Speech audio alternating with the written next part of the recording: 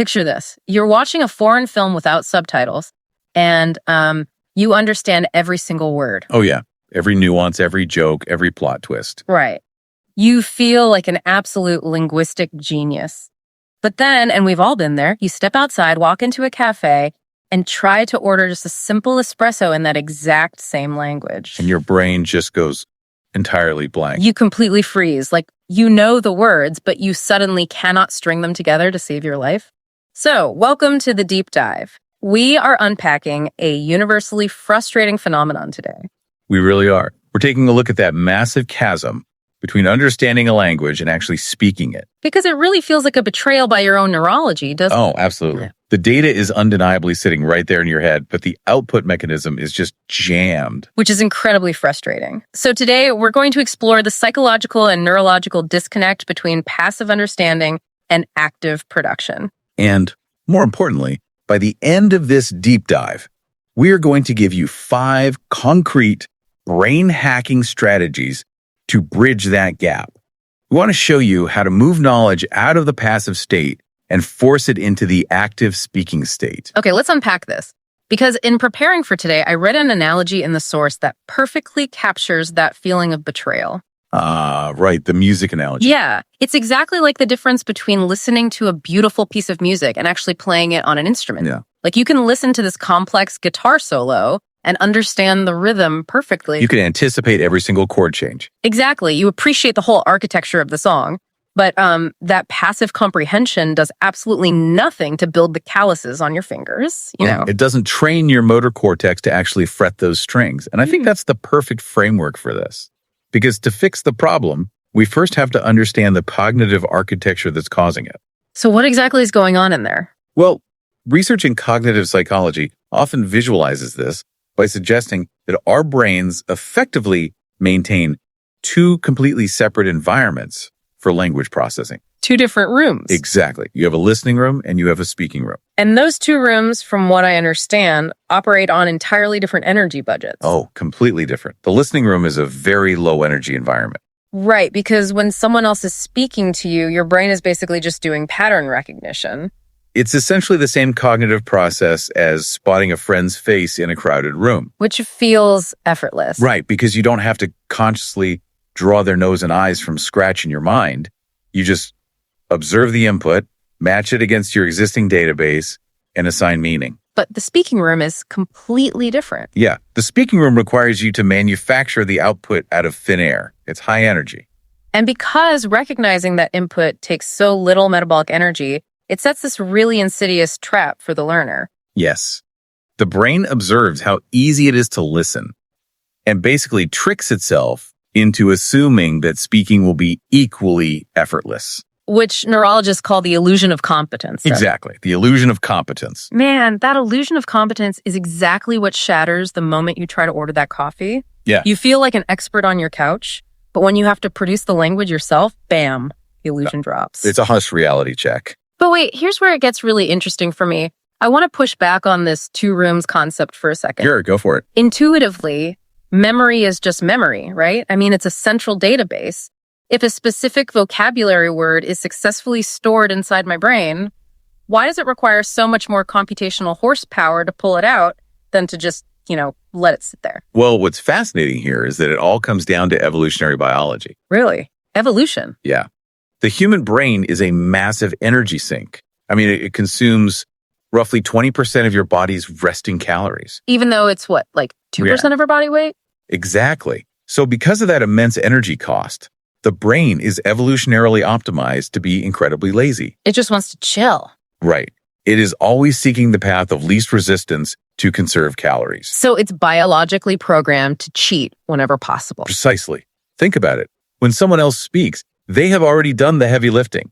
They've synthesized the concept, selected the vocabulary, and built the grammatical structure. So my brain just has to catch the sound waves and match them to a meaning. Exactly.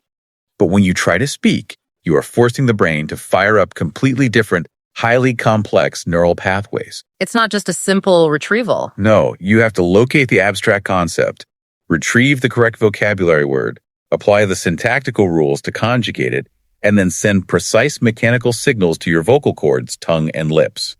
Just to produce a physical sound. And doing all of that simultaneously is what causes the freeze, right? Like the working memory just gets entirely overloaded. That's it. Think of working memory like the RAM in your computer. Okay, I like that analogy. It can only hold and process so much active data at any given millisecond. So when you're managing grammar rules, searching for vocabulary, monitoring your physical accent, Then probably dealing with a little bit of social anxiety on top of it. oh, inevitably. When all that happens at once, you hit a processing bottleneck. The system simply crashes. Wow. So if our brain is defaulting to this energy saving mode, staying comfortable in that low energy listening room, we clearly have to intervene. We have to force the issue, yes. Right. We need strategies that actively force the speaking room to wake up and burn those calories. So how do we override that evolutionary laziness? Well, we start with strategy 1, which involves active reconstruction or changing the story. Because a massive mistake people make is thinking they are studying when they are actually just passively listening to a podcast or watching a show. Yes, you can nod along to a show for hundreds of hours, but nodding doesn't build the neural pathways required for retrieval. You actually have to take the incoming data and manipulate it. Exactly. You have to change it. The source give a really practical example of this.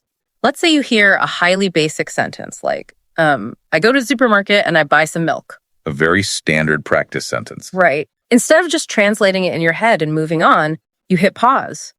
And you force yourself to reconstruct that sentence by changing the temporal context. You change the time. So you say out loud, yesterday I went to the supermarket and I bought some milk. Or you change the person, like, he goes to the supermarket and he buys some milk. And the brilliance of this approach is that it forces you to practice grammar dynamically. Rather than just staring at a textbook. Right. You aren't sitting at a desk memorizing abstract conjugation tables. The brain struggles to retain those because they completely lack context. But with active reconstruction, you're forcing the active speaking room to manipulate live data. Which strengthens the retrieval pathways for those specific grammatical structures. It's incredibly effective. Okay, so that naturally brings us to strategy 2, which is a cognitive workout that targets vocabulary retrieval. Yes, because we often default to the easiest, most basic words when we speak. Right, because they live right at the front of the brain. Everything is just good or bad or a thing. Those are the low energy words. The brain grabs them because they require zero effort to retrieve. So to combat that, there is this fascinating technique called the layer game. Oh, I love the layer game. It's an intense form of retrieval practice. It really is. Basically, you pick a mundane object in your immediate environment. Let's say the smartphone sitting on your desk. Okay, the phone. You give yourself 30 seconds to describe it out loud. And naturally, you're going to use those front of mind words. You'll say, it is a phone. It is black. It is very good. I use it to talk to my friends. Right. That is layer 1. You've established your baseline. Then you immediately jump into layer 2. You attempt to describe the exact same object for another 30 seconds, but you place a strict ban on the generic words you just use. So you are no longer allowed to say phone, black, or good. Exactly. Which forces this massive shift in cognitive processing. Now you have to say something like, this is a modern electronic device. Its dark screen is highly beneficial for my daily communication. It forces you to dig deep. But okay, let me play devil's advocate here for a second. Right. Isn't the fundamental goal of language just to communicate a thought? Like, if the word good successfully gets my point across to the listener, why should I force my brain into overdrive to dig up words like beneficial or exceptional? Doesn't that just make speaking unnecessarily complicated? That's a fair question. And in a real-world survival scenario, yes, good is perfectly fine. Right, if I'm just trying to survive. But during practice, the goal isn't just to communicate. The goal is to build cognitive muscle. Oh, I see. By intentionally banning the easy words, you eliminate the brain's ability to take the path of least resistance. You force those retrieval mechanisms into overdrive. So it's basically like going to the gym. It's exactly like progressive overload in weightlifting. If you only ever lift 5 pounds, your muscles will never grow. Right, you have to lift the heavier weight to force adaptation. Exactly. By forcing the brain to fetch more complex words under artificial pressure, you permanently strengthen the neural highways to that advanced vocabulary. So later, when you are in a real conversation, you won't experience those agonizing and pauses. Because those higher level words are now readily accessible. You've widened the highway. That makes total sense. You're widening the highway so the data can travel faster. Okay, so we've woken up the lazy brain. We're successfully retrieving high-level vocabulary through strategy 1 and 2. We've got the words. But having a bucket full of great words doesn't mean you can speak smoothly. If you don't have the architecture, you still just sound like a stuttering robot. Very true. So how does the brain handle the actual syntactical structure of a sentence in real time? This requires a shift from looking at individual words to looking at the framework of the language itself. And that brings us to strategy 3. Right, the shadowing variation. Yes. One of the most common techniques learners use is shadowing, listening to a native speaker and trying to repeat what they are saying immediately, almost overlapping with them. But the research highlights a major flaw in traditional shadowing, right? A huge flaw. Repeating immediately is a purely phonetic exercise. It just trains the physical muscles of your mouth to produce the sounds. Exactly. It doesn't actually force your brain to comprehend the syntactical structure. You are essentially just mimicking noise. Which doesn't help you build your own sentences later. No, because you are relying entirely on something called echoic memory. Echoic memory. Yes, it's your auditory sensory memory. It's that immediate ringing echo in your ear right after you hear a sound. It holds raw audio data for a very brief period, usually just 2 to 4 seconds. Oh, I know exactly what you mean. Like when someone talks to you while you're zoned out and you say, what? But then you immediately answer them because the sound was still echoing in your head. Exactly. That's echoic memory. So when you shadow immediately, you are just bouncing that raw audio back out before your brain has even bothered to process what the grammar is actually doing. So to bypass that, the research suggests an advanced variation for strategy 3, the pause and copy game. This is a game changer. You listen to a full sentence. Let's say the audio says, in the morning, I love to drink a hot cup of coffee before work. But instead of immediately parroting it back, you pause the audio. And then you wait. In total silence for 3 to 5 seconds before speaking. That silence is the secret sauce. I mean, it is incredibly uncomfortable, but it is where the actual learning happens. What is physically happening in that pause? Like, why is waiting so critical to rebuilding sentence structure? Because 3 to 5 seconds is exactly how long it takes for that raw auditory echoic memory to completely fade away. Oh, wow. Yeah, once that ringing in your ear is gone, you can no longer rely on phonetic mimicry. Your short-term memory is now forced to fundamentally restructure itself. It has to actually do the work. Exactly. It has to internally hold the actual grammatical framework and the semantic meaning of the sentence in order to reproduce it. So you are effectively taking a high-definition mental photograph of the grammar rather than just recording a quick soundbite. If we connect this to the bigger picture, you are stripping away the auditory crutch to force structural encoding. That is brilliant. And that ties directly into strategy 4, which is utilizing word blocks. This feels like a massive paradigm shift. It really is. Most learners are trapped in this exhausting cycle of word-by-word translation. Right. They think of a sentence in their native language, and then they painstakingly translate each individual word. Which is the primary culprit behind slow, halting robotic speech. It maximizes the cognitive load on the working memory we discussed earlier. Right, because fluent speakers don't actually think in single words, do they? No, they operate using prefabricated chunks or word blocks. So instead of searching your brain for the concept of solve and then separately searching for problem, you just acquire and deploy the entire block.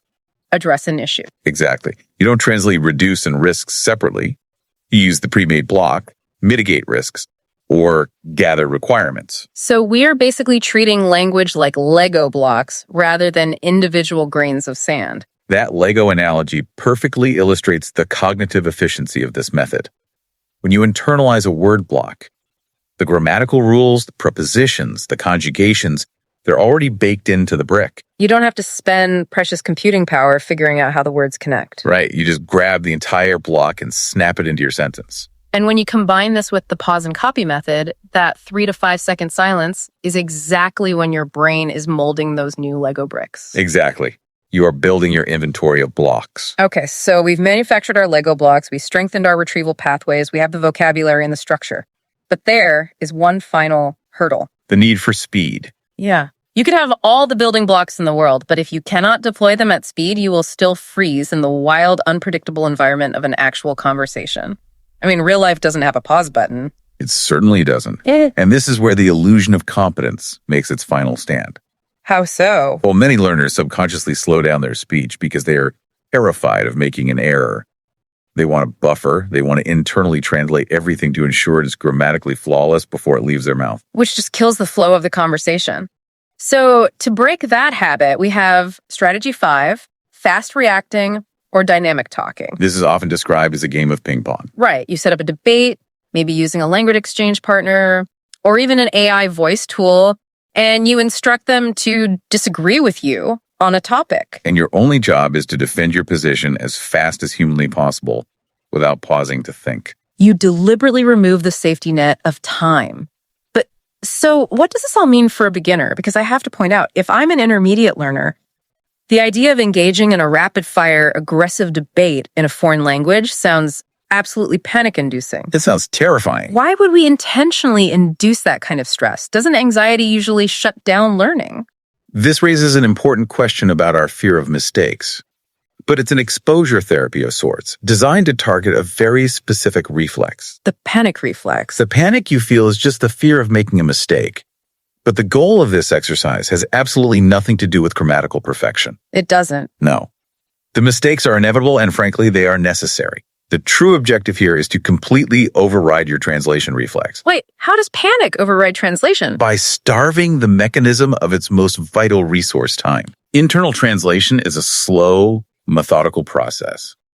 When you force your brain to operate at maximum output speed to return that ping pong serve, it realizes it simply does not have the milliseconds required to route the thought through your native language cortex. Oh, wow. So it is forced to bypass translation entirely. It has no choice. It has to rely exclusively on the active speaking room and rapidly grab those prefabricated word blocks you've been building. That is fascinating. By demanding speed, you are effectively short-circuiting the brain's ability to use its native language as a crutch. Exactly. You strip it of the time it needs to translate. Leaving it no option but to think directly in the target language. And I guess the more you force that rapid reaction, the more automatic the process becomes. You stop focusing on perfection and start focusing entirely on maintaining the rhythm of the exchange. It creates true automaticity. The brain learns that it can survive the high-speed environment without falling back on translation. It's incredibly empowering when you look at it as a complete system. It really is. For you listening right now, consider the architectural shift we've just mapped out. It begins with recognizing the trap that your brain is evolutionarily lazy and the low-energy listening room is feeding you an illusion of competence. Passive understanding will never equate to active skill without intervention. Exactly. We have to force the issue. We wake up the speaking room by refusing to be passive consumers, actively changing the stories we hear to manipulate the grammar. That's strategy 1. Right. Then we hit the cognitive gym with the layer game, banning comfortable vocabulary to force our retrieval pathways to dig deeper. Strategy 2. We embrace the deeply uncomfortable silence of the pause and copy method, letting the auditory echo die so our brain has to take a mental photograph of the actual structure. Strategy 3. We stop playing with single grains of sand and start snapping pre-made word blocks together. Strategy 4. And finally, strategy 5. We step into the ping pong match, starving our translation reflex of time until the language simply becomes automatic.